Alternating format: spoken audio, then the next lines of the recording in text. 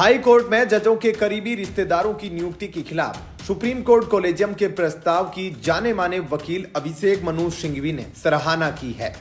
सिंघवी ने कहा, इसे जल्द लागू किया जाना चाहिए क्योंकि न्यायिक नियुक्तियां मूल रूप से उद्देश्यपूर्ण नहीं हैं।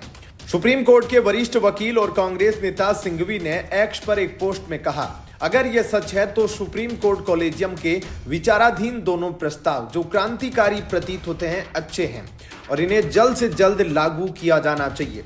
वहीं शीतकालीन अवकाश के बाद जैसे ही सुप्रीम कोर्ट खुला, वरिष्ठ वकील मैथ्यूज जे नेंदुपरा ने हाल ही में दिल्ली हाईकोर्ट द्वारा 70 वकीलों को वरिष्ठ अधिवक्ता के रूप में नामित करने के फैसले का मुद्दा उठाया और उसमें भाई भतीजावाद का आरोप लगाकर उस फैसले को रद्द करने का अनुरोध किया।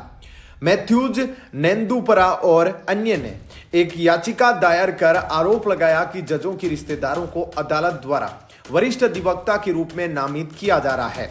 Justice B R. गवई और जस्टिस के.वी. विश्वनाथन की खंडपीठ ने इस पर वकील नेंदुपरा को कड़ी फटकार लगाई और पूछा कि आप कितने न्यायाधीशों का नाम बता सकते हैं जिनके बच्चों को वरिष्ठ अधिवक्ता बनाया गया है।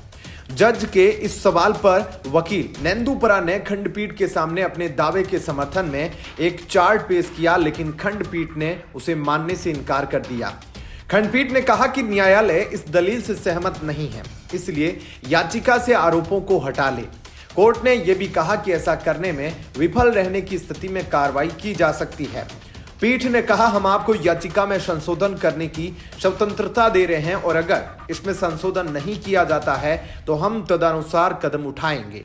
इस पर वरिष्ठ वकील नेंदुपरा ने दलील दी कि बार एसोसिएशन न्यायाधीशों से डरता है, इसलिए इस मामले को नहीं उठा रहा। तो इस पर जस्टिस गवई भड़क गए और वकील के इस तर्क पर कड़ी आपत्ति जताई। जस्टिस गवई ने तपाक से कहा, श्रीमान नेंदुपरा, यह बंबई मुंबई का कोई बोट क्लब या आजाद मैदान नहीं है जहां भाषण दिए जाए, इसलिए जब आप अदालत में पेश हो तो कानूनी दलीलें दे, सिर्फ तारीफें बटोरने के लिए बातें नहीं करें।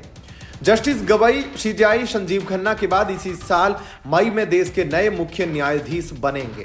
बार एंड बेंच की रिपोर्ट के मुताबिक आखिरकार न्यायालय ने वरिष्ठ वकील को अपने दलीलों पर विचार करने और याचिका में संशोधन करने का समय दे दिया।